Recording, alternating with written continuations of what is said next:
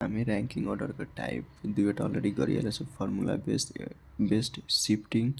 type 3 भने interchange भनिरहेको छ कि इन रो एउटा रोमा A7 from the left A7 लेफ्टबाट र B9 थियो राइटबाट दुवैले मतलब they both interchange their position दुवैले आफ्नो ठाउँ एक्सचेन्ज गर्यो इन्टरचेन्ज गर्यो now A becomes 11 from the left भनेको A अब के हुन्छ बायाँबाट 11 हुन्छ लाइक यो मानौँ मैले यो लेफ्ट छ यो राइट छ इज इट ओके सुरुवातीमा दिएको छ कि A बायाँबाट कति पोजिसनमा 7th र B राइटबाट कति 9th पोजिसनमा छ ठिक छ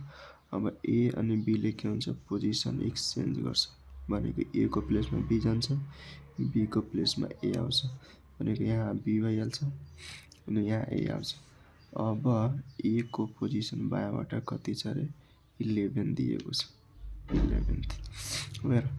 पहिला 7 थियो अहिले के भयो 11 कतिले बढ्यो 4 ले बढ्यो भनेको यो यसको A अनि पहिलाको 7 र अहिलेको 11 कोमा 4 ले ग्याप छ नि भनेको यसमा 4 वटा स्टुडेन्ट एड भएको रहेछ ठिक छ भनेको ग्याप निकाल्दिनु 11 को अनि 7 को 4 आयो 4 आयो नि भनेको यो पहिला यो A अनि B को बीचमा कतिवटा होला हेर B देखि यसमा गर्दा 4 वटा तर 20 मा गर्दा कति हुन्छ 3 वटा त्यसमा टोटल निकाल्नु पर्ने छ त हेर पहिला A को पोजिसन कति 7 हो अब यिनीहरूको बीचमा कति 3 वटा